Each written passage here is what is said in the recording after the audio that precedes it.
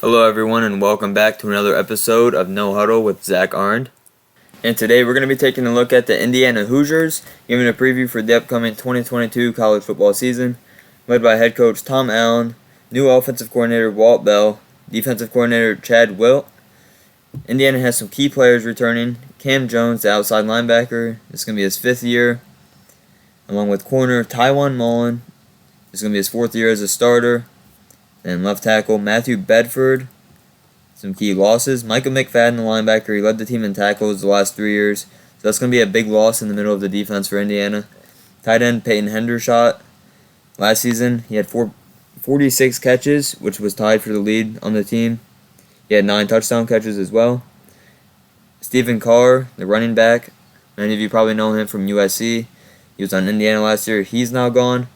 He had 1,300 yards and 13 rushing touchdowns. Looking at their 2022 recruiting class, Indiana went out and signed 4 4-stars. They got one of the best edge rushers in the country in Deshaun McCullough from Bloomington, Indiana. Travell Mullen, the corner. Nick James, the D lineman from Florida. And then Omar Cooper, wide receiver from Indianapolis, Indiana. Looking at the depth chart, you have Cam Camper, Emory Simmons, DJ Matthews Jr., at wide receiver, DJ Matthews, the returning starter from a year ago. Looking at the O-line, they have 3 returning starters from last season. Matthew Bedford, Mike Haddock, and Luke Haggard. Very experienced group. They will have to start 1 freshman, though, with the 2 juniors and 2 seniors. Vinny Fiasable, I probably said that wrong, but I do think he's going to start. AJ Barner and Aaron Steinfeld make up the tight end room.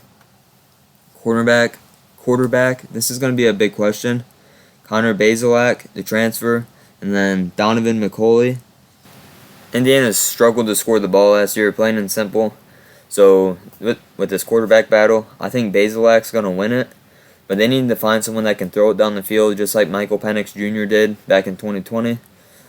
Because their offense last year, it really costed them almost every game they lost. Like last year they went 2-10. And they just couldn't score. Their defense was on the field almost all game. It's not like their defense was the worst. It's just it was out there way more than their offense was. And looking at the defense, they have James Head, J.H. Tevis, Miles Jackson, and C.O. all returning on the D-line. At linebacker, Cam Jones. I think Noah Pierre and Bradley Jennings will start. I don't think they're going to start Deshaun McCullough at edge rusher right away over a senior. But I mean, they're all talents there. Heck, if Indiana's like 2-6, 2-7 at some point in the season, I'm throwing Deshaun right in the starting lineup. High potential.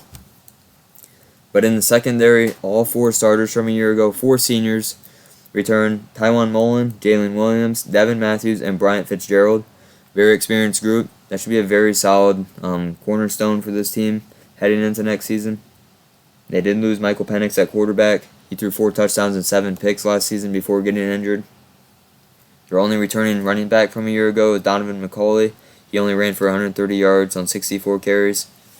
Looking at some team rankings, offensive efficiency, 118th, and then 110th in defensive efficiency. Both of those are going to need to jump if Indiana's going to want to win some games this year. Offensive explosive plays, they're 3rd to last in the country at 128th. Finishing drives, they're 108th on offense, 160th on defense. Turnover margin, they're 128th with a -13. So like I said, the offense was never on the field. It was always their defense. Offense last year, they averaged 17 points a game, 123rd ranked in the country. Total yards, 290 per game, 124th. Their defense, like I said, it's not terrible. It's just they're out there the whole game. They're 109th in scoring defense at 33. They only let up 140 rushing yards per game, which is good for a top 60. They were 76th in pass defense, and then 71st in overall yards let up per game. So they went 2-10 last year, 0-9 in the Big Ten. Looking at the 2022 new offensive coordinator, I have Indiana going 4-8. Illinois, first game, I think they're going to win that, along with beating Idaho. 3rd game, Western Kentucky. I honestly don't think Indiana has a chance in this game if their offense doesn't get fixed. Western Kentucky is going to score over 30 at will probably every game this season. At Cincy, that's going to be a loss. At Nebraska, I don't think they'll go into Lincoln and beat Scott Frost this year. I think Nebraska is primed for a bounce-back season. Michigan, Maryland, Rutgers, the next three.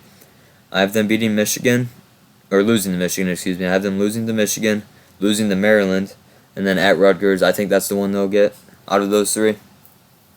Penn State, I think that's a loss. Remember, these two teams played a classic game back in 2020, last time they were in Indiana. I have Penn State winning this year.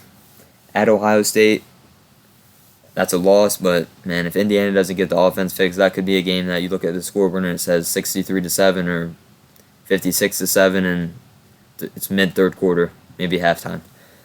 At Michigan State, I think that's going to be a loss, and I think they'll finish the season with a W against Purdue, and that does put them at 4-8.